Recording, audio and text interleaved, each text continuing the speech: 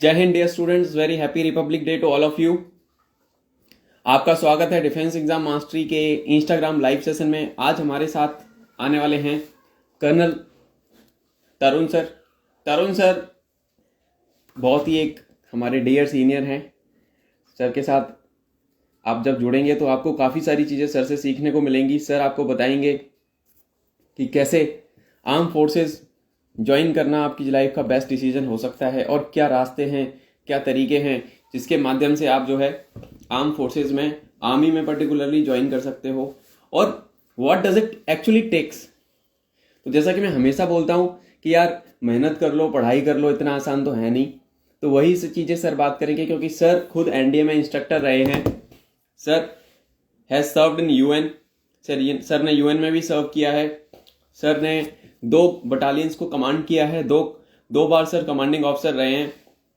तो सर के साथ एक बहुत ही फुलफिलिंग एक्सपीरियंस रहने वाला है। उसके साथ साथ सर जो हैं डायरेक्टर ऑफ रिक्रूटिंग भी रहे हैं। Sir Tarun sir, colonel Tarun sir has been director of recruiting also for Indian army, and then उसके बाद उन्होंने 2 यूनिट्स को कमांड किया। तो ये जो सेशन होने वाला है पर्टिकुलरली इसको ध्यान से देखना।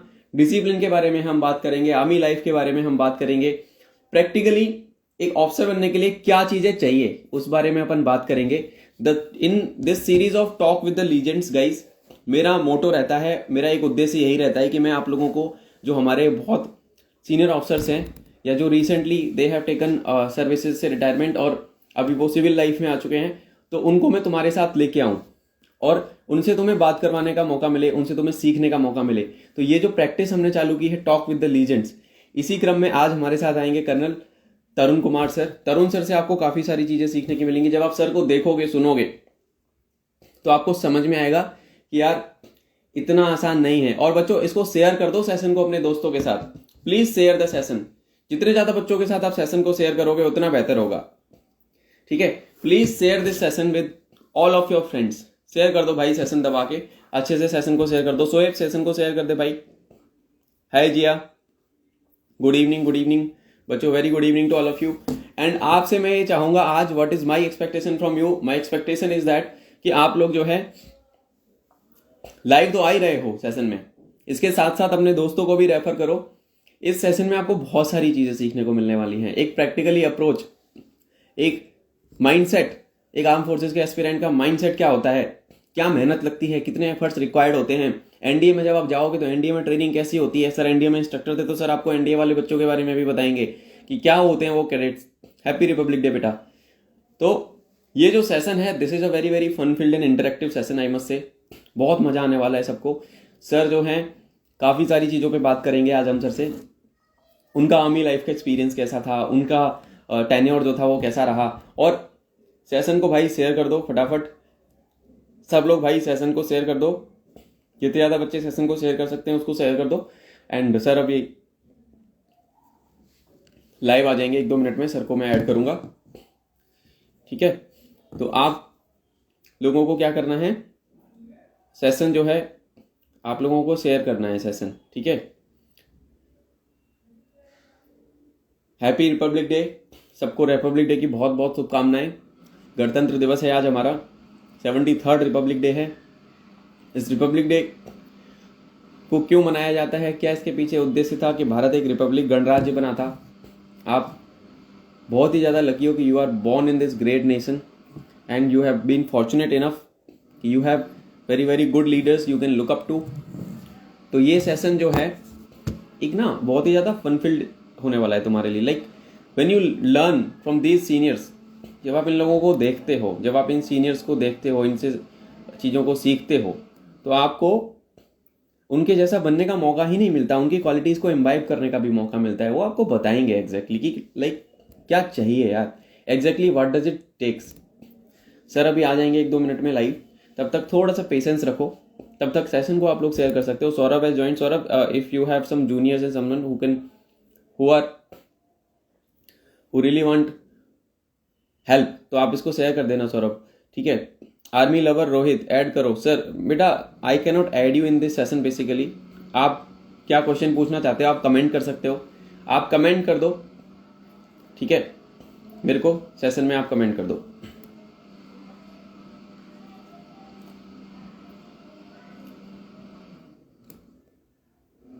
Rohit, Rohit you can comment, it's royal Patlani. आप लोग लाइव वीडियो में आने का रिक्वेस्ट कर रहे हो, it's not possible for me to live take you live.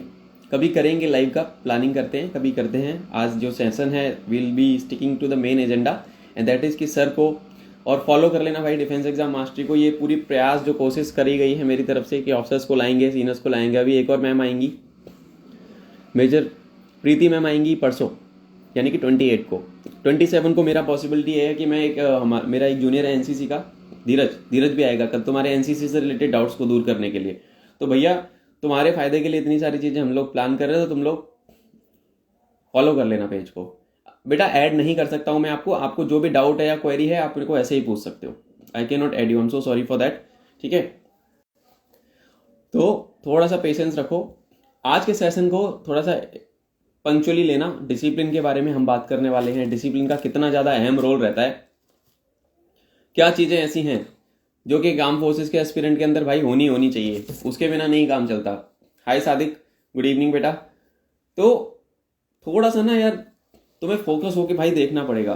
Sir आपसे क्वेश्चन पूछना था, आप आंसर नहीं आया तो आप मेरे को डीएम कर दो। अगर आंसर नहीं आया है तो आप मेरे को डीएम कर दो, मैं आंसर कर दूंगा। आपको मेरा नंबर पेज पे मिल जाएगा, आप मुझे व्हाट्सएप भी कर सकते हो सेम नंबर पे। I will be glad to help you out बेटा। ठीक है, मैंने कभी भी किसी बच्चे का अगर मेरे को मैसेज आया है तो उसको मना नहीं किया है, मैंने सबको रिप्लाई किया है हमेशा। I hope sir is coming in 1 or 2 minutes। Sir शायद लाइव आ चुके हैं मेरे हिसाब से। एक बार मैं देख लेता हूँ, सर को रिक्वेस्ट भेज देता हूँ, सर आ जाएंगे। Just give me a second.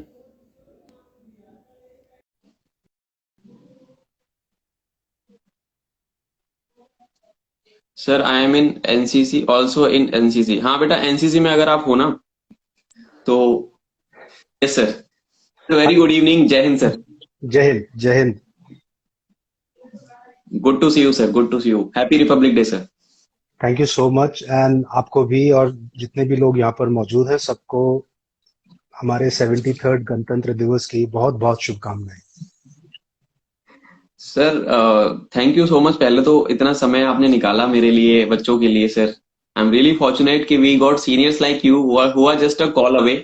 And बड़ी खुशी होती है सर, लाइक अभी टेक्नोलॉजी की वजह से हम आप लोगों से जुड़ पाते हैं सर इतना जल्दी से सर। सो आई बिल्कुल। Am really grateful for you. नहीं Shivam, this is a good cause. And आज के दिन में भी बहुत लोग फौज ज्वाइन करना चाहते हैं। They are very passionate about army and they want to wear this uniform because जो रुतबा, जो एक खुशी और एक जो एक गर्व का एहसास होता है ना ये यूनिफॉर्म पहनने का, वो आप किसी यस फौजी सर, से पूछिए।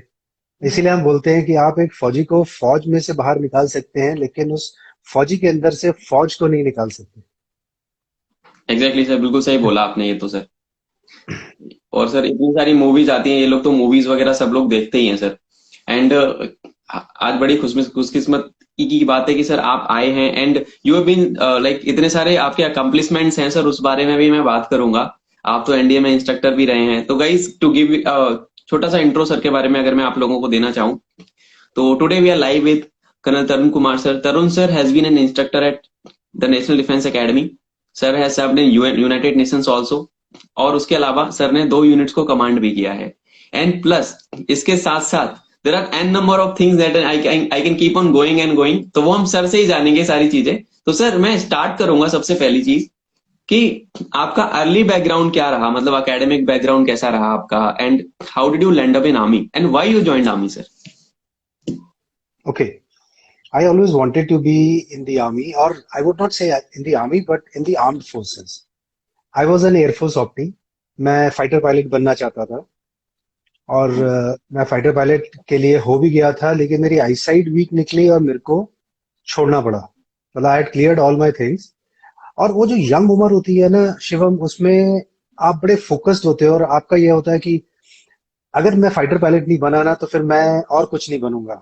उस समय भी मेरे पास ये ऑप्शन था कि मैं 6x6 आईसाइट ना होते हुए मैं आर्मी ज्वाइन कर सकता था बिकॉज एयरफोर्स और नेवी के लिए 6x6 आईसाइट चाहिए होती है, बाकियों के लिए यस आपको 6x9 से काम चल जाता है। अच्छा, उन दिनों हम क्योंकि एसएसबी क्लियर कर लिया था, सब कुछ क्लियर कर लिया था, तो ज्यादा पिक्चरें देख रहे थे, खुश थे, घूम फिर रहे थे, रिस्क कम कर रहे थे। तो हो सकता है कि it was just 0.25 but then the doctor told me कि अगर ये शुरू हो गया है तो जब तक आप एकेडमी में ही होगे तब तक it may aggravate and in any case you may have to change your arm by the time you are in fourth term, because of fourth term तक आप अपनी arms change कर सकते हो एनडीए के अंदर. So then I decided कि no, if I can't be a fighter pilot, I'll not be. And I went and did my graduation. While I was doing graduation, मेरे को लगा कि graduation करके कोई फायदा नहीं होता. मैं आज से 37-38 years पहले की बात कर रहा हूँ. उस समय भी जो हालात जो थे वो ऐसे ही थे कि आप ग्रेजुएशन करने के बाद आपको कोई यूपीएससी का एग्जाम या कुछ देना है और ज्यादा वोकेशनल कोर्सेज नहीं होते थे. तो शिवम, मैंने ढूंढा कि एक 12th पास लड़का क्या कर सकता है और फिर मैंने एक ऑल इंडिया एग्जाम दिया जिसको हम होटल मैनेजमेंट का एग्जाम बोलते हैं. And I got selected for the premier institute called IHM, institute of Yes. Hotel management eight Pusa. और फिर मैंने वहां से अपना 3 साल का कोर्स किया. 2 साल हॉस्पिटैलिटी इंडस्ट्री में मैंने काम किया. और जब मैं काम कर रहा था कहीं मेरे अंदर फिर ये इच्छा जागृत हुई. मेरे जो बैचमेट्स थे जो हमारे साथ होते थे वो सब मेरे को बोलते रहते थे, बार बार कोक्स करते थे कि ओए तू फौज में क्यों नहीं चाहता है. सो एक दिन मैंने उसको सीरियसली ले लिया. मैंने सीडीएस का एग्जाम भरा. I was lucky enough to clear it. I went for my SSB. Again, I was lucky enough to clear my SSB and made it in the merit. And as they say कि बाकी तो सब इतिहास है, rest is all history. तो here I am after having spent almost 3 decades in the army. Today we are having this conversation. अच्छा sir, exactly sir, बहुत मतलब रोमांचक जर्नी रही सर आपकी. हाँ, और सर फिर नहीं नहीं बोलिए आप hotel management, you are in IHM and sir वो तो अलग ही मतलब अलग ही डोमेन हो जाता है हॉस्पिटैलिटी. तो सर अगर आप बीएससी वगैरह करते हो तो मेजरली बच्चे बीए बीएससी बीटेक करने के बाद फिर फौज में चले जाते हैं. तो आपका तो एकदम वे अ पार्टी था. एंड सर लाइक तैयारी कैसे करी आपने? फिर जॉब में रहते हुए आपने तैयारी की होगी रिटन एग्जाम की. तो फिर एक्चुअली शिवम, मेरे को अभी मालूम नहीं है कि अभी सिस्टम कितना बदल गया है. बट क्योंकि मैं डायरेक्टर रिक्रूटमेंट भी था इंडियन आर्मी के अंदर, तो मैं आपको इतना बताना चाहता हूं कि अगर आप एनडीए की बात करते हैं या इवन सीडीएस की बात करते हैं तो जो एग्जाम का जो करिकुलम होता है वो बहुत बेसिक होता है. It is not easy but it is not very difficult also. अगर आपकी मैथ्स ठीक है, अगर आप सीरियसली न्यूज़पेपर पढ़ते हैं, जनरल नॉलेज में इंटरेस्ट रखते हैं तो आप एग्जाम दे सकते हैं. अगर आपकी एनालिटिकल एबिलिटी अच्छी है, आपने टाइम और स्पेस के क्वेश्चंस कर सकते हैं, तो आप आराम से एग्जाम को क्लियर कर सकते हैं. बट प्रॉब्लम क्या है कि आजकल के बच्चे जो हैं या मेरे टाइम पे भी जो बच्चे जो थे वो इतने मोटिवेटेड या इतने कमिटेड नहीं थे रिटन एग्जाम को क्लियर करने के लिए. हर कोई ना चाहता था कि कोई शॉर्टकट मिल जाए. तो इस दुनिया में अगर आपको सक्सेसफुल होना है तो आपको पसीना बहाना पड़ेगा. मैंने तो फौज में यही सीखा. There is no shortcut to success. आपको मेहनत करनी पड़ेगी, क्योंकि जब आप मेहनत करते हो और आप अपने मेहनत के फल को देखते हो तो आपको बहुत अपने ऊपर भी गर्व होता है. और आपको जो आपने वो रास्ता जो कवर किया है वो भी आपको ना बहुत सुकून, बहुत खुशी देता है. रही बात आप एग्जाम क्लियर कर पाओगे नहीं कर पाओगे, हम एकेडमी में ये लोगों को बोलते थे और मैं आज जितने भी लोग हैं यहाँ पे उनको बोलना चाहूंगा कि हर एक के लिए ना भगवान ने इस दुनिया में ना कोई प्रोफेशन बनाया है. आपके लिए भी एक प्रोफेशन है. अगर आप सीडीएस का या एनडीए का एग्जाम क्लियर करने के बाद भी अगर आप नहीं ज्वाइन कर सकते, जो आपने ये तैयारी की है, ये तैयारी आपकी कभी बेकार नहीं जाएगी. ये आपको किसी ना किसी मुकाम पे काम आएगी और आप इसका सही जगह पे सही तरीके से इस्तेमाल करेंगे, आप आने वाले समय में भी सक्सेसफुल होंगे. प्रोबेबली आपको कैट में इतनी प्रॉब्लम नहीं आएगी, ऑल्दो कैट का पेपर बहुत डिफरेंट होता है. पर जब आप उसको जाएंगे और उसको देंगे तो आपने जो अभी तक जो सिखलाई ली थी वो आपको काम आएगी. तो सर ने बिल्कुल सही बोला. And I will also agree on this point कि सर ने बोला ना कि पुराना जो ज्ञान है हमारा वो कभी वेस्ट नहीं जाता. And sir I am really grateful कि आपने ये पॉइंट उठाया और ये चीज से मैं रिलेट कर सकता हूँ. एंड आई थिंक सौरभ ने भी, Saurabh is one of my student, is preparing for TA and उन्होंने भी बोला he is a scale 2 officer in a bank sir. And still is वो लगा हुआ है अभी भी कि मैं टीए में जाऊंगा। तो सर वो कुछ लोग होते हैं सर जो लगे रहते हैं, और मेरा भी सर एक्सपीरियंस अगर मैं बताऊं तो जो मैंने सीडीएस के लिए तैयारी की है, जो मैंने एनडीए के लिए तैयारी की, that preparation help me in establishing this whole platform. उसके माध्यम से मैं बच्चों को गाइड कर पाता हूँ, प्लस मेरी कॉर्पोरेट लाइफ में भी सर उसने मेरे को बड़ा मदद किया sir. And sir lieutenant commander Sandhya ma'am has also joined this session. Welcome ma'am, welcome to the session, happy republic day. तो सर बिल्कुल सही बात है, अगर आप आज की डेट में मेहनत कर रहे हो तो सूनर और later you will get the result. तो you have to be patient, you have to be very very patient. Sir एक अगला एब्सोल्युटली। सवाल आता है, एक अगला सवाल आता है सर, आपका जो टेन्योर रहा लाइक मोर देन 3 डिकेड्स आपका टेन्योर रहा, how was it, how challenging and how was it sir? Basically क्या क्या अकम्प्लिशमेंट रहे फौज के अंदर आपके सर? देखो, even for the sake of repetition, हमें फौज में ना एक चीज सिखाई जाती है कि हमें अपना हम अपनी छाती नहीं पीटते। बट फौजी टेन्योर जो होता है वो एक बहुत ही आला दर्जे का एक्सपीरियंस होता है। एज अ यंगस्टर, जब मैं नया नया एकेडमी से पास आउट हुआ तो मैं जेएनके में, मेरी यूनिट थी, मैं जेएनके गया। उन दिनों हम्म। जेएनके बहुत अच्छा शांत जगह थी, बट धीरे धीरे खराब हो रही थी। एंड हाँ। हमारे रहते रहते ही जेएनके के अंदर टेररिस्ट एक्टिविटीज बढ़ने लगी थी, आईडीज के ब्लास्ट होने लग गए थे, और वो सब चीजें शुरू हो गई थी। बट जो ये ट्रांजिशन होता है, जब आप एक यंगस्टर, एक बबलिंग विद एनर्जी, जब आप एकेडमी से निकलते हो ना, तो आपके अंदर एक कुछ करने की इच्छा होती है। मतलब हम्म। क्रॉस कंट्री ये सब दौड़ने के अलावा आपका ये भी होता है कि मैंने जो ये वर्दी पहनी है तो I should be with my troops. मैं अपने जवानों के साथ कुछ ऐसी चीज करूं जिससे हमारे को ना एक सुकून मिले, हमारे को एक ऐसी एहसास हो कि हम बहुत अच्छा कर रहे हैं। जब हम पेट्रोलिंग पे जाते थे तो हम बड़े सीरियसली पेट्रोलिंग करते थे, बिकॉज एक एक पेट्रोलिंग के अंदर जो आपको पैरामीटर्स दिए जाते हैं, अगर आप उनको ईमानदारी से नहीं करेंगे तो आपको मालूम है कि कारगिल युद्ध भी ऐसे ही हुआ था। हम्म। ठीक है। सो अल्टीमेटली जो भी आदमी जिस परिप्रेक्ष्य के अंदर, जिस टाइमलाइन के अंदर जो भी काम कर रहा है, उस काम का एक अपना महत्व होता है। हमें आज उस काम की इंपॉर्टेंस नहीं दिखाई दे रही है, लेकिन जो हमारे हायर कमांडर्स है उनके लिए वो काम बहुत जरूरी होता है। और मैंने फौज में ये चीज सीखी कि मेरे को अपना ही काम नहीं मालूम होना चाहिए, पर मेरे को अपने से 2 लेवल ऊपर का और अपने से 2 लेवल नीचे का भी काम मालूम होना चाहिए। क्योंकि अगर मैं अपना ही काम करता रहूंगा तो मैं अपने काम में बहुत अच्छा हूं, लेकिन शिवम, मेरे उस काम से लोगों को क्या फायदा हो रहा है, मेरी यूनिट को क्या फायदा हो रहा है, मेरे कमांडिंग ऑफिसर को क्या फायदा हो रहा है, मेरे ब्रिगेड कमांडर को क्या फायदा हो रहा है। वैसे ही मेरे नीचे जो मेरा जो हवलदार है, या मेरे हवलदार के नीचे जो मेरा जवान है, उसको क्या फायदा हो रहा है। मैं उनको कैसे जिंदगी में आगे बढ़ा सकता हूँ, मैं उनको कैसे उस मार्ग पे रख सकता हूँ कि वो भी तरक्की करें, और वो अपने लेवल के हिसाब से एक नया मुकाम हासिल करें। आपको बहुत खुशी होती है जब आपके साथ कोई जवान था और जब वो ऑनरेरी कैप्टन बन के घर जाता है। Yes sir.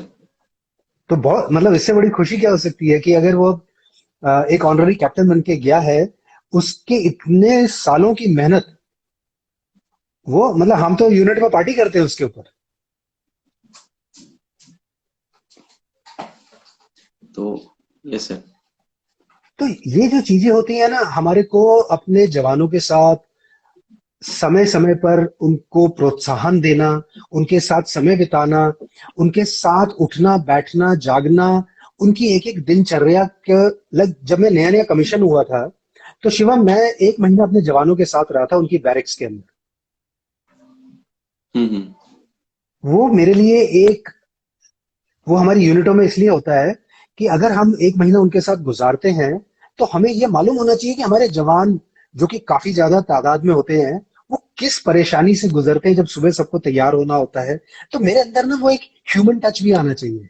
मतलब डिसिप्लिन एक अपनी जगह पे है, पर मेरे को ये भी मालूम होना चाहिए, कॉन्टेक्स्ट भी मालूम होना चाहिए कि ये जो 150 पौने 200 जवान जो हैं, ये कितने कम समय के अंदर तैयार होंगे, नहाएंगे धोएंगे, ब्रेकफास्ट करेंगे और सेकंड परेड के लिए तैयार होंगे। क्योंकि आपके लिए जो बाथरूम फैसिलिटीज और टॉयलेट फैसिलिटीज होती हैं वो तो उतनी ही होती हैं। तो आप जब हम्म। उनके साथ रहते हो तो आपको उनकी जिंदगी में क्या परेशानियां हैं वो समझ में आती है। मैंने कॉर्पोरेट वर्ल्ड में क्या देखा कि लोग एक अलग मुकाम पे होते हैं, उनको ये नहीं मालूम हम्म। होता कि उनके नीचे लोगों को क्या परेशानी आ रही है। उन्होंने कभी इस चीज का जहमत भी नहीं उठाई कि वो इस चीज को समझने की कोशिश करें। और ये चीज जो है आजकल मैं कॉर्पोरेट जगत के अंदर लोगों को समझाता हूं कि बहुत से लोग मेरे पास आकर के पूछते हैं कि सर, वो फौज के अंदर लोग एक दूसरे पे इतना भरोसा कैसे करते हैं? मैंने कहा कि हमारी पूरी फौजी सिखलाई जो है वो ट्रस्ट के ऊपर है। दो चीजें हैं, हमारे दो पिलर्स हैं, ट्रस्ट और टीम वर्क। हम्म। अगर ट्रस्ट और टीम वर्क नहीं है तो कोई भी फौज जो है वो सक्सेसफुल नहीं है। Yes sir. मैं आज जब मैं लड़ाई के लिए जाता हूं तो मैं 360 डिग्री तो नहीं देख सकता। तो हम्म। मेरा कोई जवान है जो मेरे ब्लाइंड स्पॉट्स को देख रहा है, और मैं उसके ऊपर 100% नहीं 200% ट्रस्ट करता हूं कि वो खुद गोली खा लेगा, पर वो मुझे आंच नहीं आने देगा। सिमिलरली वो मेरा जवान जो है वो भी मुझ पे 200 गुना ट्रस्ट करता है कि साहब खुद गोली खा लेगा, लेकिन मेरे पर गोली नहीं आने देगा, जो मेरा एरिया ऑफ रिस्पॉन्सिबिलिटी है। ये ट्रस्ट जो है ये हमारा एकेडमी में हमारी ट्रेनिंग के दौरान हम इसको बनाते हैं। और जो हम टीम गेम्स खेलते हैं, अपने जवानों के साथ समय बिताते हैं, उनके साथ एक्सरसाइजेस करते हैं, एक्सरसाइज में जाते हैं, हम एक दूसरे की ताकत और कमजोरियों का अंदाजा लगाते हैं, और फिर हम उनको इम्प्रूव करने में मदद करते हैं। इन सब चीजों से हम अपने सोल्जर्स को और खुद भी अपने आप को भी इम्प्रूव करते हैं। We are all work in progress. हम में से कोई भी नहीं। ऐसा नहीं है कि मैं आज कमांड कर रहा हूं यूनिट तो मैं परफेक्ट हूं, नहीं। We are all having this ability to improve on a daily basis. Exactly sir.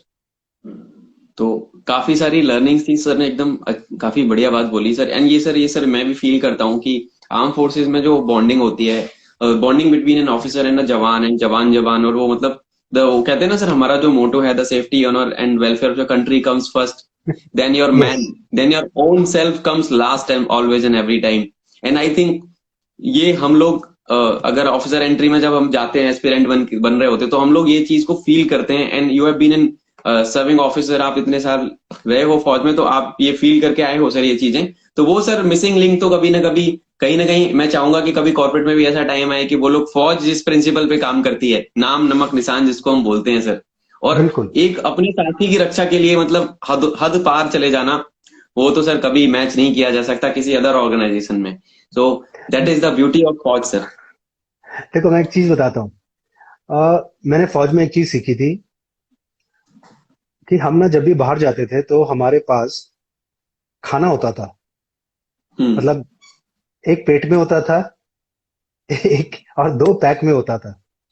क्योंकि हमें हम्म। मालूम नहीं था कि जब हम वापस आएंगे तो हमारी गाड़ी ब्रेक डाउन हो जाएगी, कुछ होगा नहीं होगा।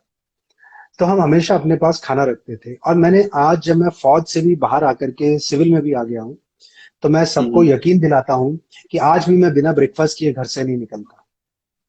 हम्म। पहली चीज।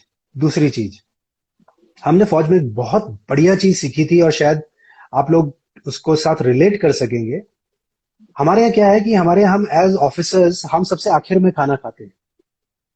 हम्म। जब हम अपने जवानों के साथ रेंजेस में होते हैं, एक्सरसाइजेस चल रही होती हैं, कुछ भी होता है, हम रात को 12-12 1-1 2-2 बजे तक उनके साथ एक्सरसाइज कर रहे होते हैं। तो जब हम वापस आते हैं अपने कैंप एरिया के अंदर जहाँ पे हमारा कैंपिंग ग्राउंड होता है, शिवम, कैंपिंग ग्राउंड में आने के बाद हमारा सबसे पहला काम होता है कि as company commander, as platoon commander, as whichever commander, और इवन एज कमांडिंग ऑफिसर, मैं सबसे पहले एक चक्कर लगाता हूं कि क्या हमारे जवानों के कुक हाउस में खाना तैयार है, गर्म है कि नहीं है। और उसके बाद हम वहां पे इंश्योर करते हैं कि सभी जवानों को गर्म खाना सर्व हो रहा है कि नहीं हो रहा है। और वहां पे जब हम मौजूद होते हैं तो जवान हमें ऑफर करते हैं खाना, हम उनके साथ एक कॉर ले लिया, एक चक मार लिया, कुछ भी कर लिया। वो करने के बाद ही हम इंश्योर करके जाते हैं, और बहुत बार हम उन्हीं के साथ वहां पे ही खाना खा लेते हैं। ये चीज जो है, ये एक ना लीडरशिप का बहुत बड़ा प्रिंसिपल है, जो कि आपको अपने जवानों के साथ बॉन्ड करने में बहुत मददगार साबित होता है। मेरे जवान को मालूम है कि मेरा साहब जो है वो जब तक मैं नहीं खाऊंगा तब तक वो भूखा रहेगा। तो वो क्या करता है कि वो दो प्लेट में, जब हम अकेले अकेले होते हैं या जब हम गाड़ी में होते हैं, तो वो दो प्लेट में खाना डालता है। उसको मालूम है कि जब तक मैं नहीं खाऊंगा तब तक साहब नहीं खाएगा। तो वो दो प्लेट में खाना डालता है और कहता है, साहब ये मैंने अपने लिए खाना डाला है, अब आप भी खा लो। अब मेरे को हम्म। कॉर्पोरेट वर्ल्ड के अंदर एक ऐसा इंस्टेंस दिखा दो जहां पे कोई आपको इस तरीके से ट्रीट करता हूं। ये बॉन्डिंग जो है, ये जो ट्रस्ट जो है, ये हमारा एक दूसरे के प्रति आदर सम्मान, एक दूसरे के प्रति वफादारी, एक दूसरे के प्रति हम जिस नजरिए से देखते हैं, ये हमारी ट्रेनिंग का हिस्सा है। ऐसा कुछ भी नहीं है कि हमें कोई वहां पे जाके इंजेक्शन लगता है। हम जब एक ऐसे वातावरण में पहुंचते हैं जहां पे हम देखते हैं कि लोग आपको रगड़ा मार रहे हैं, पहले आपको बहुत गुस्सा आता है, बहुत गुस्सा आता है कि आप एक ना अच्छे घर से आए होते हैं, आपके मम्मी पापा आपको बात बात पे अरे मेरा बेटा ये खाएगा वो करेगा ये करेगा, ऑल ऑफ ए सडन आप पहले 15 दिन के अंदर आप भागने वाले होते हो वहां से। Yes sir. क्योंकि जो ट्रेनिंग का जो स्केड्यूल है, जो करिकुलम है, जो आपको जिस प्रेशर में डाला जाता है, और मैं तो जब एनडीए में इंस्ट्रक्टर था और मेरे बहुत से कैडेट्स जब छोड़ने की कागार पे होते थे और उनके पेरेंट्स आते थे उनको ले जाने के लिए, तो मैं उनको एक ही चीज बोलता था, मैंने कहा आप इसको लेके तो जा सकते हैं, पर एक चीज ध्यान में रखिएगा, ये जिंदगी भर इसके दिमाग में ये चीज बैठेगी कि मैं शायद इनएडिक्वेट था आर्मी के लिए, अगर मैं कर सकता हूं तो ये भी कर सकता है। हम सबको भगवान ने सेम कैपेबिलिटीज दी हैं। यार तुम 100 मीटर 15 सेकंड में करते हो कि मैं 17 सेकंड में करता हूं, पर when it comes to running and when it comes to giving you a run competition, I will not stay behind. मैं पूरी जान लगा के दौड़ूंगा। पर मैं ये नहीं बोलता कि हम चीजों को गिव अप कर दें। हमें फौज में ना गिव अप करना नहीं सिखाया जाता। Yes sir. आप अकेले भी हो ना, तो आप बोलते हो कि मैं अकेला लड़ूंगा। अगर आपने होशियार सिंह की कहानी नहीं सुनी है, तो बर्मा की लड़ाई के दौरान जब जापानीज ने होशियार सिंह की गन पोजीशन के ऊपर धावा बोला था, तो होशियार सिंह ने जो गन का जो रॉड होती है ना, जिससे आप अ, इसको क्या गोले को बैरल में डालते हो, रैमर बोलते हैं, उसने उस रैमर से करीबन 10 या 11 जापानीज को मारा था। मतलब अकेला वो जिंदा बच गया था और उसको विक्टोरिया क्रॉस से ब्रिटिश सरकार ने सम्मानित किया था। तो आपको ये चीज समझ में आनी चाहिए। अगर आज भी आप नाथुला क्रॉस पे जाएंगे तो वहां पे आपको ऐसे ऐसे भारत के जवानों की वीर गाथा सुनने को मिलेगी, जहां पे सिर्फ 2 से 3 जवान बच गए थे और उन्होंने 3 दिन तक चाइनीज ट्रूप्स को उस पोस्ट के ऊपर कैप्चर नहीं करने दिया। मतलब पूरी की पूरी कंपनी को कैप्चर नहीं करने दिया। तो आप समझ सकते हैं कि एक जवान की ताकत, और अगर वो 3 मिल जाए तो वो, मतलब हम इसको बोलते हैं एक्सपोनेंशियल ग्रोथ, तो बहुत ज्यादा हो जाता है। ये चीजें हमें सिखाई जाती हैं और ये चीजें शायद हमें जिंदगी में कहीं काम आती हैं। लोग हमारे से रिलेट करते हैं, लोगों को लगता है कि हाँ, और यही चीज है शिवम जो बहुत से एस्पायरेंट्स को, डिफेंस एस्पायरेंट्स को फौज की तरफ अट्रैक्ट भी करती है। वो इस परिपेक्ष को, इस एनवायरनमेंट को खुद महसूस करना चाहते हैं। Exactly sir. तो यस सर, तो सर ने बिल्कुल सही बोला एंड आई विल एग्री, क्योंकि यही चीज थी जो मेरे को भी पुश करती थी। मैं सर एक छोटा सा इंस्टेंस बताऊंगा। As you might be aware कि I am from Mathura and Mathura में कोर 1 है, स्ट्राइक 1 कोर है सर। तो स्ट्राइक 1 कोर है, वहां पे एक फेमस चौराहा है हमारे यहाँ पे जिसको बोलते हैं, अभी योद्धा चौराहा हो गया, पहले टैंक चौराहा बोलते थे। तो वहां पे 2 टैंक लगे हैं आमने सामने, और सर जब हम स्कूल से आते थे तो उसी रूट से जाना होता था, उसी रूट से आना होता था, तो वो टैंक दिखता था रोज, और उस पे लिखा था कि safety honour and welfare of your country comes first always and every time. और सर वो ऐसा इम्प्रिंट हो गया। तो मैंने एक बार, मेरे ताऊ आर्मी में थे, ईएमई में थे वो, तो मैंने उनसे पूछा कि इसका मतलब क्या है, आप मुझे मतलब समझाओ। तो हवलदार थे उस टाइम पे, तो उन्होंने कहा बेटा इसका मतलब ये होता है कि फौज में अगर ऑफिसर आप बन रहे हो तो ऑफिसर का दायित्व तो ये बनता है कि वो खुद को कुछ भी हो जाए पर मैं जवान को बचाऊंगा, हमेशा आखिरी दम तक मैं लड़ूंगा और मैं देश के ऊपर कोई आंच नहीं आने दूंगा, इसका मतलब ये होता है। तो उससे बड़ा सर इंस्पिरेशन सा हमें मिला। और सर तो अगर बहुत सारे एस्पिरेंट्स का रीजन ये होता है कि अपने अपने रीजन है सर। मेरा एक रीजन ये था खास तौर से, और हाँ हाँ, आपका भी कुछ रीजन रहा होगा आर्मी को ज्वाइन करने के पीछे। देखो अगर तुमने ये शेरशाह मूवी देखी है तो विक्रम बत्रा का भी यही रीजन था ना। उसने उस हवलदार को ये जान बचाने के लिए, क्योंकि उसकी फैमिली थी, उसके बच्चे थे, उसने बोला कि मेरा क्या है, मैं तो सिंगल हूं अभी भी। हम्म ये ना बात सिंगल की नहीं होती है शिवम, हमें ना इसकी गहराई में जाना चाहिए। हम यहाँ पे हम्म डर सबको लगता है। अगर कोई ये बोलता है ना कि तो हमारे जो फील्ड मार्शल थे ना, SFJ मानेक शॉ, उन्होंने बोला था कि अगर कोई बोलता है कि मेरे को डर नहीं लगता, तो या तो वो झूठ बोल रहा है या वो गुरखा है। जो बोलता है। ठीक है, तो मैं आपको यकीन दिलाता हूं कि डर तो सबको लगता है। जब आपके आसपास से बुलेट्स जाती हैं, जब आपके आसपास गोले फटते हैं, और आपको मालूम नहीं होता कि कौन सा गोले पे आपका नाम है या कौन सी बुलेट पे आपका नाम है। मैं आपको एक बड़े जैसे आपने अभी ये बात किया था ना, जो चेकवुड मोटो बोलते हैं हम इसको, the safety hmm. Honour and welfare of the man I command comes first always and every time, of that of my country comes first always and every time, then the men I command comes next, my own safety welfare comes last always and every time। ठीक है, तो हमारे ना unit के बाहर, हम जब भी अपनी यूनिट में हम होते हैं, और खासकर जब हम फील्ड एरियाज में होते हैं जहाँ पे टेररिस्ट इंसर्जेंसी या ये सब इलाके हैं, वहां पे ना हमारी यूनिट के बाहर ना एक पत्थर होता है बड़ा सा, या कुछ होता है इस तरीके का, बड़े से पत्थर के ऊपर ना एक चीज लिखी होती है, आज मुकाबला होगा। वाई? दुश्मन आपको बता के नहीं आएगा। I have to be prepared for any eventuality always and every time. तो हम जब सुबह सुबह 4 बजे जब हमारे कॉन्वॉयज जाते हैं, तो सारे के सारे अपने हथियार गर्म करते हैं। हथियार गर्म करने का मतलब होता है everybody fires his weapon just to test whether his weapon is in a position to fire और नॉट, बिकॉज एंड वक्त पे अगर उसका वेपन फायर नहीं करेगा, let him move out of the let him move out of the cantonment garrison camp with this confidence कि मेरा weapon जो है वो चालू हालत में है। तो हम सुबह सुबह जब ये 3:30-4 बजे जब मेरे जवान फायर कर रहे होते थे, मैं कमांड कर रहा था JNK में बारामूला के पास, तो मेरे जवान जब वहां पे फायर करके जब बाहर निकलते थे, तो मैं उनको उस समय एक ही चीज बोलता था कि ध्यान रखना जो पत्थर पे लिखा हुआ है, आज मुकाबला होगा। दुश्मन आपकी एक कमजोरी को ध्यान में रख रहा है, वो सिर्फ आपको 1 सेकंड के लिए चाहता है कि आपकी नजर, हम बोलते हैं ना, मतलब सावधानी हटी और दुर्घटना घटी। आपने जैसे ही अपनी नजर यहाँ थोड़े से भी लैक्स हुए, ठक, वो आपके ऊपर कुछ कर देगा, क्योंकि वो इलाका उसका है, टेरेन उसका है, एनवायरमेंट उसका है। हम वहां पर जब ऑपरेट करते हैं तो हमें इन चीजों का ध्यान रखना चाहिए। तो ये एक चीज होती थी जो हम हमेशा लेके जाते थे कि आज मुकाबला होगा, और आज मुकाबला होगा मतलब मेरा वेपन जो है रेडी कंडीशन में होगा, मैं रेडी टू फायर हूं, और मैं अपना हथियार, even as commanding officer, I will not give it to anybody, I will be holding that weapon in my hand. मैं अपनी पिस्टल ही नहीं, मैं अपने साथ AK-47 भी रखता था।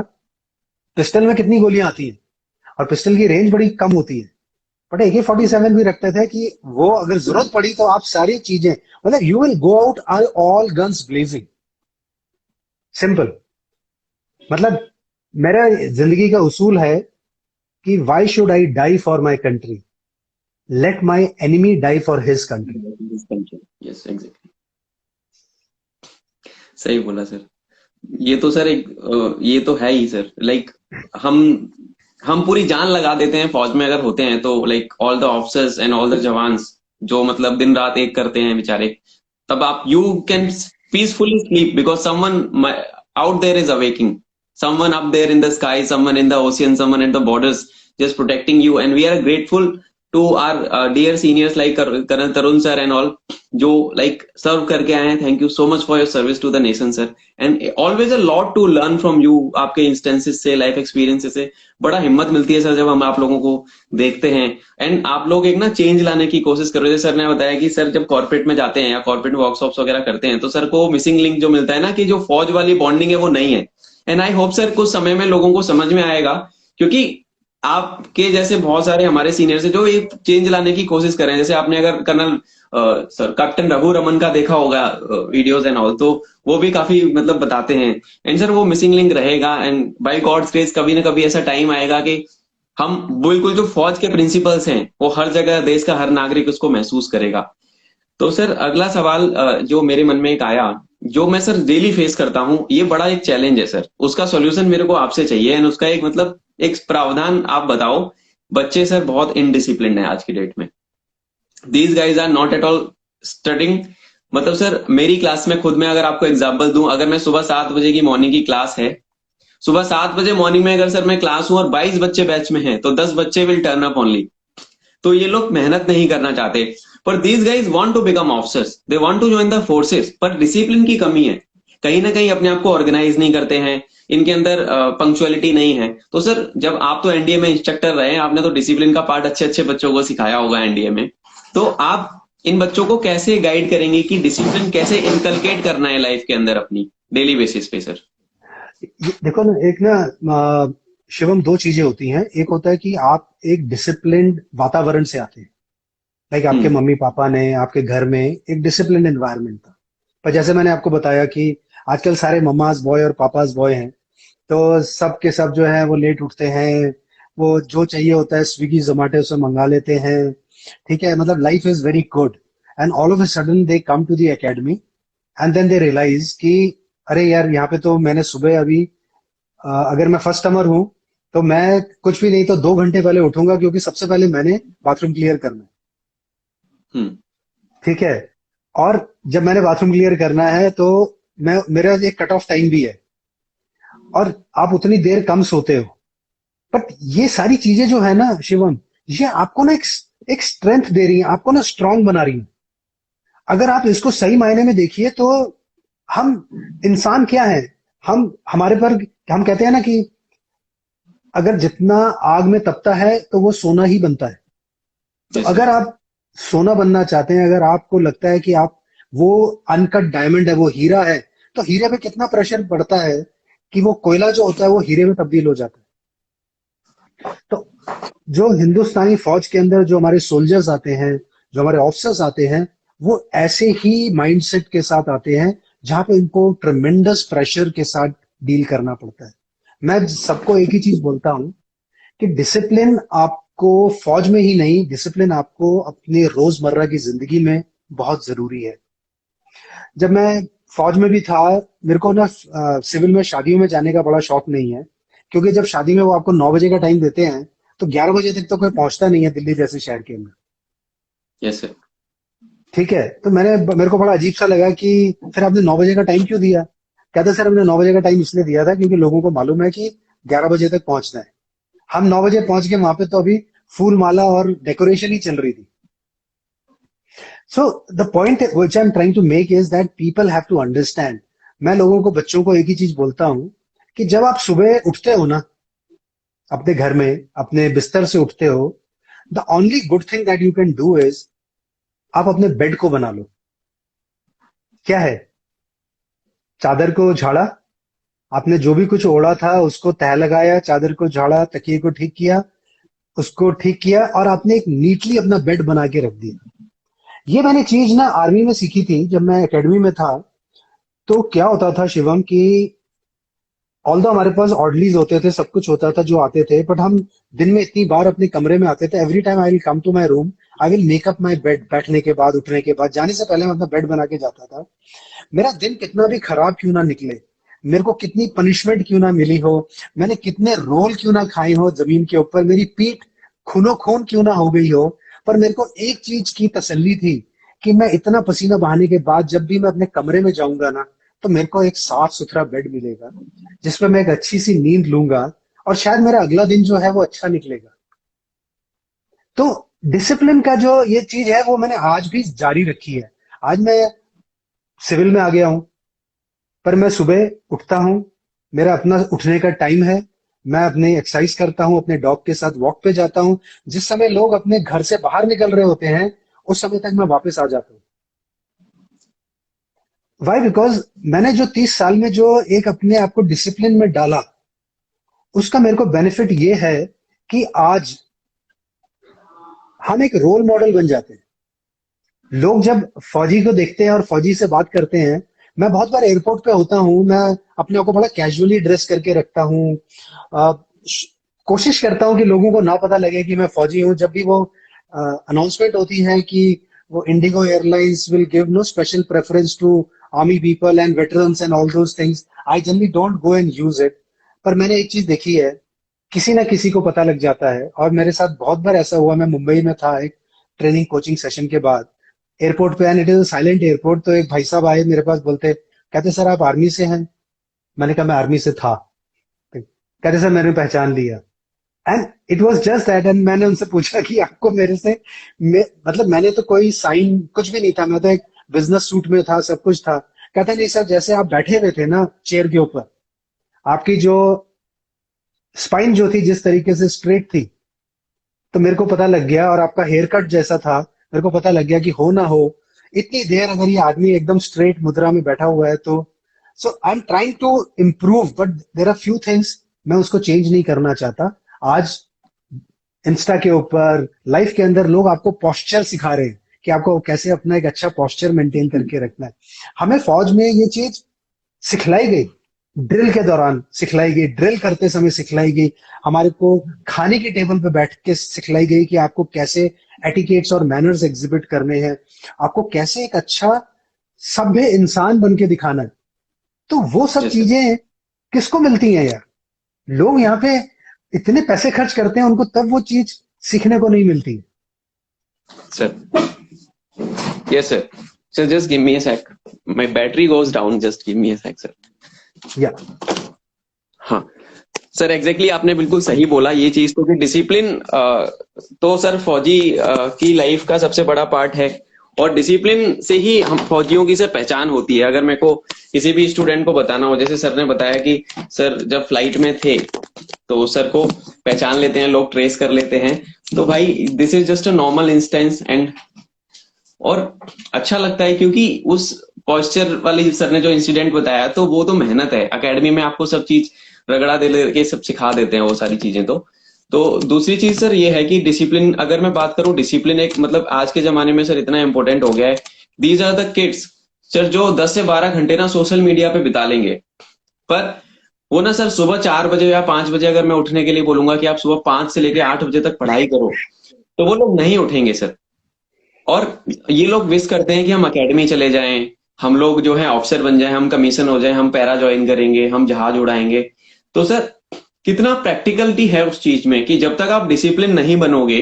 एंड सर जैसे आपने बोला ना वो कि बैड मेक योर बैड, वो बहुत एक अच्छा इंसिडेंट था। एक मैंने एडमिरल थे यूएस नेवी के, एडमिरल मैकरेवन, उनका एक बहुत वायरल वीडियो भी है कि make your bad, if you do the हाँ फर्स्ट थिंग बिल्कुल, राइट, इफ यू डू बिल्कुल द फर्स्ट थिंग बिल्कुल। राइट। देखो शिवम, आप ना जिंदगी में छोटी छोटी चीजों से अपनी लाइफ को आगे लेके जाते हो। आप यस अपने सर। कपड़े टांगते हो, आप अपने सामान को खुद उठाते हो। मैं अपनी पूरी फौजी जिंदगी के अंदर मैंने अपना ब्रीफकेस या अपना बैग खुद उठाया है। मैं कभी भी अपने सोल्जर्स को अपना, इट इज नॉट दैट मेरा बडी होता था, सब होते थे जिनको जो मेरा बैग लेके जाने के लिए इच्छुक होते थे, बट मैं जल्दी अपना बैग खुद लेके जाता था।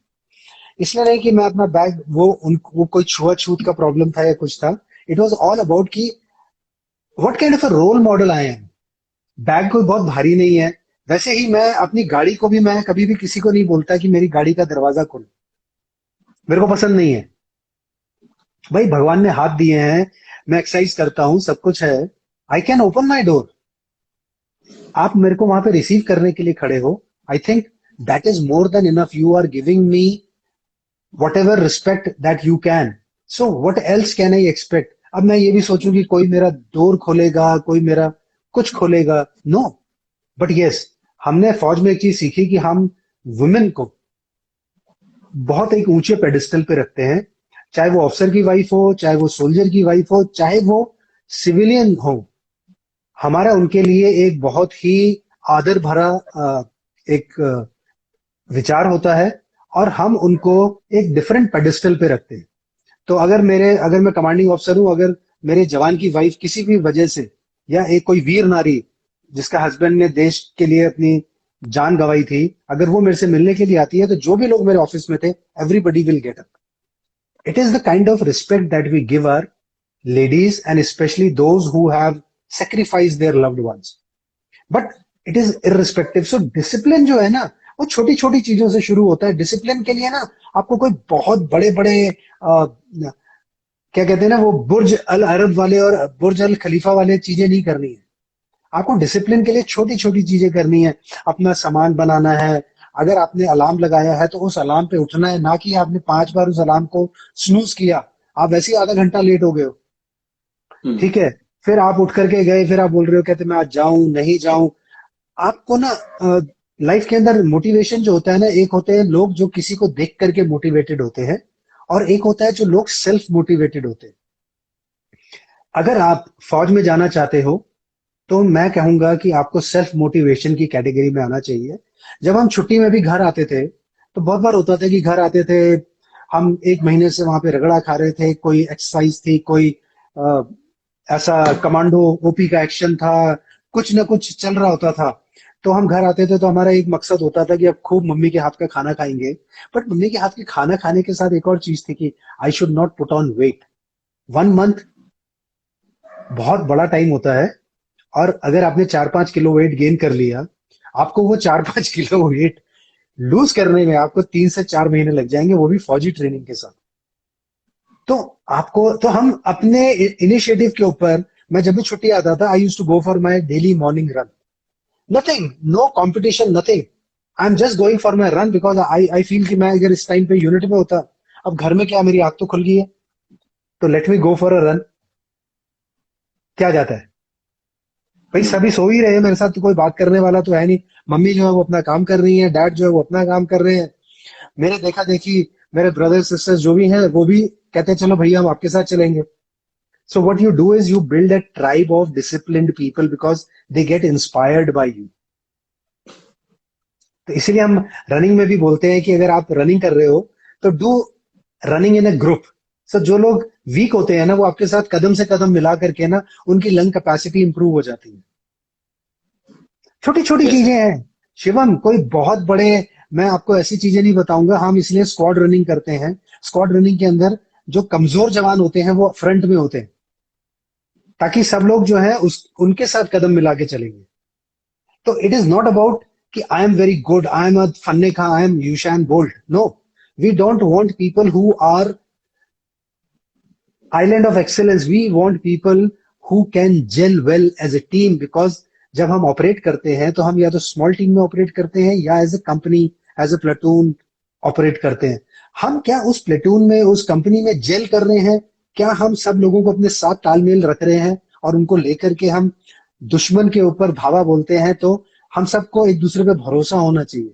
तो we are not looking for individuals who are good, we are looking for people who are team players।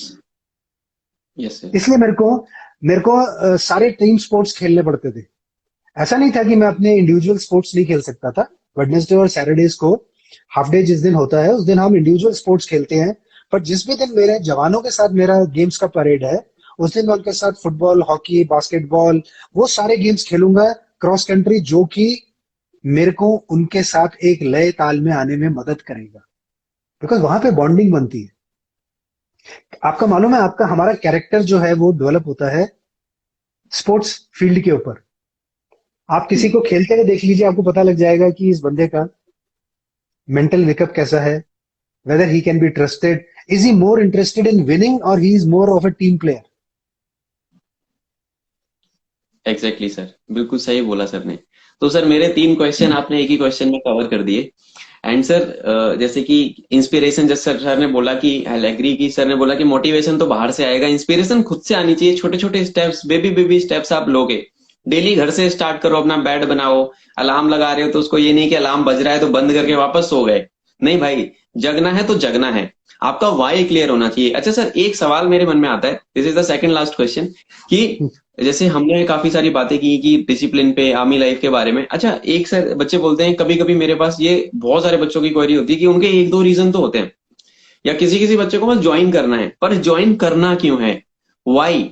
And sir आप तो आर्मी ऑफिसर रहे हो, तो as a career option, I will not call it a career option mainly, I always call army और defence as a way of life.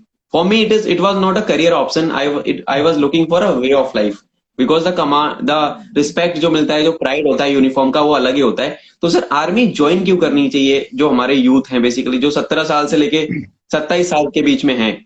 Army ऐसा क्या देती है, फौज या डिफेंस उनको ऐसा क्या देता है जो कोई और ऑर्गेनाइजेशन दे ही नहीं पाएगा सर? शिवम, आर्मी ना एक अपने आप में एक यूनिक ऑर्गेनाइजेशन है। मैं बहुत से पुलिस के आला अधिकारियों को जानता हूं, और मेरे को मालूम है कि ये जो आईपीएस ऑफिसर्स हैं, इनको एक एक बहुत कहीं ना कहीं ये एक रश्क होता है कि the kind of soldiers we have. अब मैं आपको बताता हूं कि army, why it should not be a career option. Career option वो फौज की जो जिंदगी है ना, फौज के अंदर जब आप आते हो तो आपने आपका जो आप प्रतिज्ञा लेते हो वो ये कहते हो कि मैं जल, नभ, आकाश, ये वो, थल में हर जगह पे मैं अपने देश के लिए अपनी जान तक न्यौछावर करने के लिए तैयार हूं. तो you have taken a pledge. When you take it as a career option, then you are looking at as a only the privileges that come at being an army officer. Army के अंदर privileges they come later on. Firstly, it is all hardships. When you join army, आपकी पहली posting 99% जो है वो एक field area में होगी. आप जब उस फील्ड एरिया में जाएंगे तो आपको ना सुबह उठने का इल्म होगा, ना शाम को सोने का टाइम मिलेगा, ना आपको, आजकल तो हालात बहुत सुधर गए हैं, मोबाइल्स आ गए हैं, आप अपने घर वालों से, परिवार वालों से बात कर सकते हो. हमारे टाइम पे तो हमें चिट्ठी लिखने का टाइम नहीं मिलता था. तो आपको एक चीज ध्यान में रखनी चाहिए कि आर्मी जो हम बोलते हैं ना कि it is a way of life, तो आर्मी जो है वो एक अपने आप में आपको ना पूरे के पूरे आपके नजरिए को बदल देती है. और जब वो आपके नजरिए को बदलती है तो आपको एक चीज समझ में आती है कि हम इस धरती पे क्यों पैदा हुए थे. हम इस धरती पे पैदा हुए थे कि हम किसी के काम आ सके, अपने देश के काम आ सके. और अगर कल को इस देश के लिए मेरे को अपनी जान भी गंवानी है, मेरे को, if I have to sacrifice myself, I will not even think twice. Unfortunately outside, although there is no comparison, outside you do not have these kind of options. Because वहां पे आपको इंटरनल सिक्योरिटी में, या हो सकता है आपके साथ कुछ हो जाए. आजकल तो रोड पे ज्यादा लोग मरते हैं, एक्सीडेंट्स में ज्यादा लोग मरते हैं. पर मैं ये बोलता हूं कि अगर इस मापदंड के ऊपर भी ले तो फिर बॉर्डर पे मरना यार एक ज्यादा अच्छा ना, एक फख्र के साथ मरेंगे कि मैंने देश के लिए अपनी जान गंवाई. आपके माताजी, पिताजी, आपने देखा होगा कि हमारी जो फौजी जो महिलाएं हैं, जो वाइफ्स हैं, वो किस दृढ़ता के साथ सामने खड़ी होती हैं. उनकी जो बॉडी लैंग्वेज होता है, आपको कहीं से लगता है कि ये लेडी वीक है. उसने अपनी जिंदगी का सबसे बड़ा लॉस झेला है, उसकी आंख से आंसू नहीं गिर रहा होता. वो शायद अकेले में रोती होगी, पर जब वो सबके सामने आती है, ये उसको ताकत कहां से मिलती है? उसको इस ऑर्गेनाइजेशन से मिलती है ये ताकत. जब ये मीडिया वाले आकर के उससे बार बार पूछते हैं, आप अपने हस्बैंड के बारे में बताइए, आप अपने बेटे के बारे में बताइए, तो आप देखिएगा कि माँ की आंखों से इधर से एक हल्का सा बूंद गिरेगा, लेकिन वो फुट फुट के नहीं रहेगी. जबकि बाकी जो लोग होंगे वो आप देखेंगे कि वो ग्रुप में बैठे होते हैं. And I am not drawing any, it is a controversial thing. हर एक का नुकसान है, हर एक का लव्ड वन उसका लव्ड वन है. So there is no comparison, क्योंकि इंसान की जान तो इंसान की जान है ना. आपको एक ही तो मौका मिला इस दुनिया पे आने का. बट आपको ये सिखाया जाता है कि आपने किस मकसद के लिए जान दिया. तो एक फौजी में और एक टेररिस्ट में यही फर्क होता है कि जब फौजी जाता है तो उसके जो अंतिम संस्कार होता है तो देश के झंडे में उसकी बॉडी को लपेटा जाता है. पूरे का पूरा देश उसको सलामी देता है. वो जिस डिस्ट्रिक्ट में होता है उस डिस्ट्रिक्ट के सारे आला ऑफिसर आकर के उसको सल्यूट करते हैं. ये इस तरीके का आपको एक मुकाम कहां मिलेगा शिवम? और इट इज नॉट अबाउट कि आपने अपने आप को शहीद ही करना है इसको जाने के लिए. आज की डेट में मैं आपको बता रहा हूं कि as a army officer I get lot of doors opened because the moment I tell somebody that I am colonel so and so retired and I would like to come and meet you, I can assure you I am the first one who gets the opportunity to have an appointment with that person.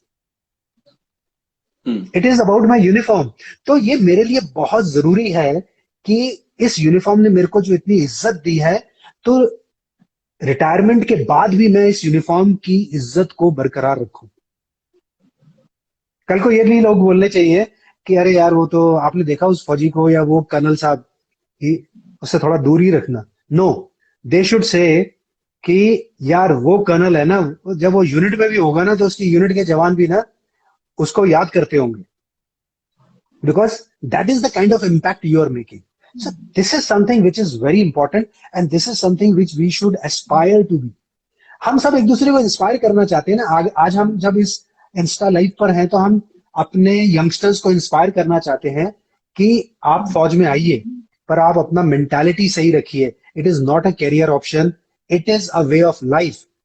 आपको अपने माँ बाप को, अपनी girlfriend को, अपनी wife को ये बताना पड़ेगा कि हो सकता है शायद किसी मुकाम पे मैं वापस नहीं आऊं, but because I am doing a larger service to this nation, which very few people get this opportunity to do.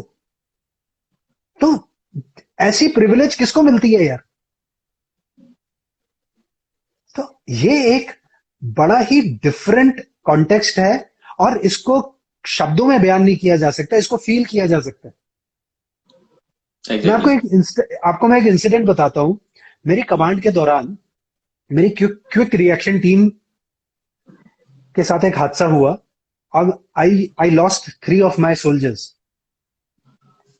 क्योंकि मेरे जो ट्रूप्स हैं वो मार्शल रेसेस के हैं, तो उनकी जो फैमिलीज होती है ना, वो इतना लंबा घूंघट रखती है कि मैंने उनको कभी देखा नहीं था। मैंने क्या, मेरी वाइफ ने भी नहीं उनको देखा था। तो as a commanding officer it was my responsibility to break the news to them. तो मैं अपनी वाइफ के साथ जब उधर गया तो हमें बड़ा मतलब अजीब लग रहा था, कि क्योंकि पहली बार मैं ये काम कर रहा था। ये जो न्यूज ब्रेकिंग होती है ना, आप कैसे किसी को बताओगे कि आपका हस्बैंड नहीं रहा, ठीक है? और उस लेडी को ऑलरेडी इल्म था कि क्या हुआ है। She was just waiting for us to come, and probably and it was a very very touchy moment. मतलब आज भी मैं सोचता हूँ ना तो मेरे सिरहन आ जाती है, मेरे बाल खड़े हो जाते हैं, क्योंकि it was a movement. But मैं आपको एक चीज बता रहा हूँ, उस लेडी ने मेरे को नहीं देखा, मैंने उस लेडी को नहीं देखा। वो राजपूत थी, राजस्थान से।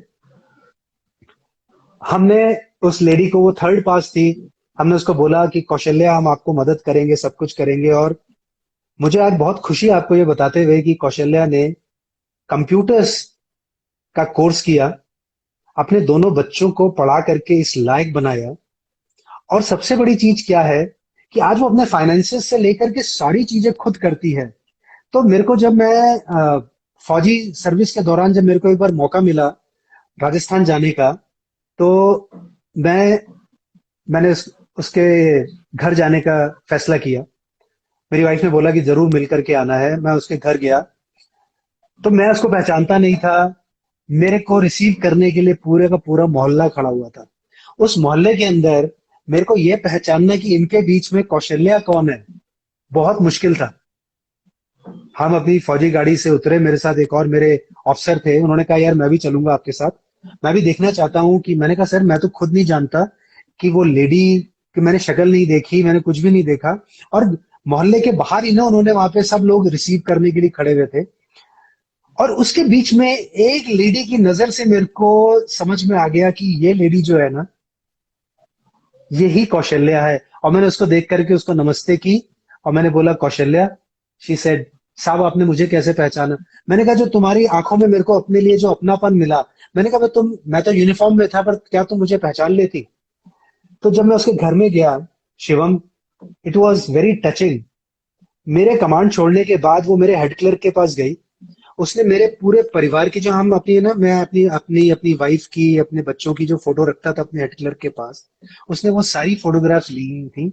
और उसने वो फोटोग्राफ्स जो थी फ्रेम करके अपने ड्राइंग रूम में रखी हुई थी। और वो कहती थी कि साहब मैं रोज इन फोटो को देख करके मैं बोलती हूँ कि कभी साहब मेरे पास आएगा तो मैं उनको बोलूंगी कि आपने मेरे को इतना हिम्मत दिया। आज हम बात कर रहे हैं कि हमारी जो फैमिलीज हैं वो ऐसे एनवायरनमेंट से आती हैं जहां पे जैसे उनके हस्बैंड की डेथ होती है तो उनके लिए सारे दुनिया के रास्ते बंद हो जाते हैं। फौज ही है जो उनको सपोर्ट करती है, और फौज ही है जो उनको सहारा देती है अपने पांव पे खड़े होने का। मैं सिर्फ इतना बोलूंगा कि मैंने उसके गांव में अपनी 2-6 की गार्ड भेजी थी, 8 जवान भेजे थे, और गांव के बीचों बीच खड़े होकर के मैसेज पास किया था कि अब कौशल्या जो है ये इस गांव की बहू नहीं है, बल्कि इस रेजिमेंट की बेटी है। अगर किसी ने भी इसके ऊपर बुरी नजर डाली तो हमारे से बुरा कोई नहीं होगा। क्योंकि सिविल में लोगों का जो एटीट्यूड है ना फौजी या जो फौजी फैमिलीज के प्रति, वो बहुत डिफरेंट है। तो वो now they were looking at कि अब ये बहुत पैसे मिलेंगे इसको, ये होगा, अब हम इसको शादी कर लेते हैं, इसका मतलब लोगों का एम मकसद जो होता है वो ये होता है कि किसी तरीके से उसको एक्सप्लॉइट किया जाए और फिर उसको छोड़ दिया जाए. हम्म. So this is something which we should be looking at, and this is something which we are very proud of as an organization.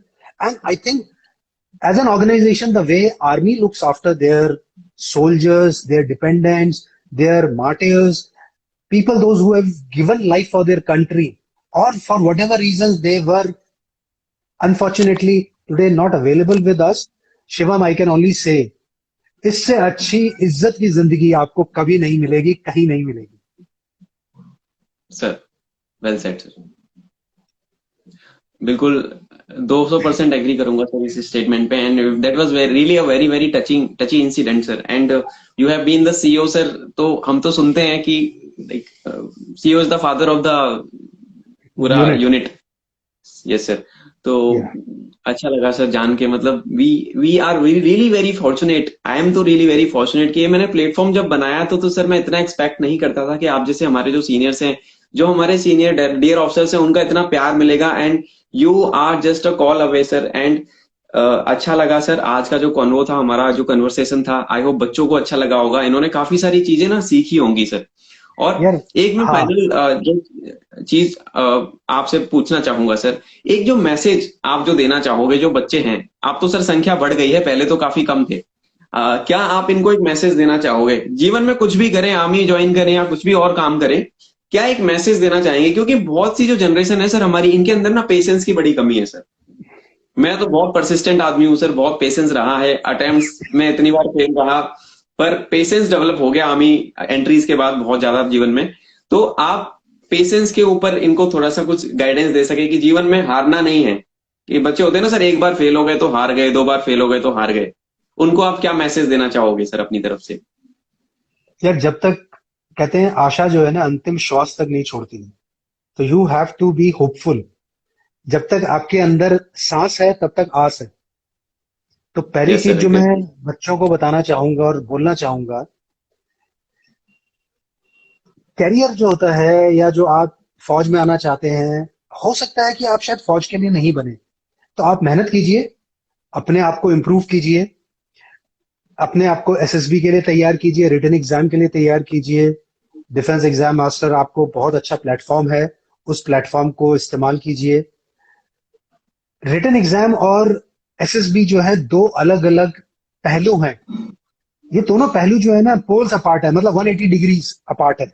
Written exam जो है वो आपकी एक जो बेसिक नॉलेज है उसको टेस्ट करता है, पर जो आपकी जो साइकोलॉजी है, आपका जो सिचुएशन को रिस्पॉन्ड करने का तरीका है, कैसे आप किसी चीज को देखते हैं, आपका नजरिया क्या है लाइफ के अंदर, और क्योंकि वो सारी की सारी चीजें जो है कम समय के अंदर हो रही हैं, तो उसके अंदर आप काफी हद तक अपने आप को मैनिपुलेट नहीं कर पाते. आप अपने आप को अ, एक तरीके से ना गाइड नहीं कर पाते, क्योंकि वो 15 सेकंड में 30 सेकंड में ना वो चीज चेंज हो रही है और आपके पास उतना समय नहीं है, क्योंकि आपके now the pressure is real. मैं लोगों को बताता हूं कि जब हम एकेडमी में थे तो हमारे ऊपर से ना हमारे बैटल इनोक्यूलेशन होता है. बैटल इनोक्यूलेशन क्या होता है कि आपके ना 2-3 फीट ऊपर से ना फायरिंग होती रहती है. अगर आप उछल के भी चाहोगे ना तो आप उस जगह को टच नहीं कर सकते. पर जब एक्चुअल लाइफ में जब आपके ऊपर फायरिंग होती है ना, तो आप अपने हाथ से ना गड्ढे खोदते हो, क्योंकि अब आपको मालूम है कि यहाँ पे दुश्मन जो है वो रियली आपके ऊपर फायर कर रहा है, एंड ही मीन्स बिजनेस. तो फर्क ये है कि जब आप एक नॉर्मल रोज रन करने जाते हो और जब आप एक कॉम्पिटिटिव रन करने जाते हो, तो कॉम्पिटिटिव रन के अंदर आपने देखा होगा कि थोड़ी देर पहले आपका एकदम हार्ट बीट बढ़ जाती है, पैल्पिटेशन हो जाता है, आपको लगता है पता नहीं मैं कुछ कर पाऊंगा नहीं कर पाऊंगा. आपने अपने आप को इस चीज के लिए तैयार करना है. हम जब भी टेररिस्ट ऑपरेशंस के लिए जाते थे, गाड़ी में बैठते थे, नाका लगाते थे, एम्बुश लगाते थे, ऐसा नहीं है कि हमारी हार्ट बीट नहीं बढ़ती थी. हार्ट बीट बढ़ती थी, पर आपकी ट्रेनिंग और आपका जो अपना साथियों का जो ये ग्रुप, जो एक टीम के साथ जो आप गए हो, आपको एक दूसरे पे इतना भरोसा होता था कि आप एक दूसरे को इशारा करते हो और आपकी वो हार्ट बीट जो होती है वो सेटल डाउन हो जाती है, और आपको ये भरोसा, ये यकीन हो जाता है कि आज दुश्मन की खैर नहीं है. तो यही चीज मैं अपने डिफेंस एस्पायरेंट्स को बताना चाहता हूं कि आप चाहे रिटन एग्जाम की तैयारी कर रहे हैं, चाहे एसएसबी की तैयारी कर रहे हैं, आपको एक चीज ध्यान में रखनी है, you have to be very discipline, you have to be very meticulous, you have to be very regular. और ये नहीं है कि मैंने, it is a continuous process, आपको ये करना है, आप इसको कीजिए। आपको किसी की भी गाइडेंस की जरूरत है, आप मेरे को रीच आउट कर सकते हैं। डिफेंस एग्जाम मास्टर्स के द्वारा जो एक बहुत ही अच्छा प्लेटफॉर्म है, आप उस प्लेटफॉर्म को एक्सप्लॉइट कीजिए। मेरी आप लोगों से एक ही गुजारिश है, क्योंकि मैं डायरेक्टर रिक्रूटमेंट था इंडियन आर्मी के अंदर, किसी भी ऐसी चीज का हिस्सा मत बनिए जहां पे कोई बोलता है कि मैं पैसे लेकर के आपको मदद कर सकता हूं।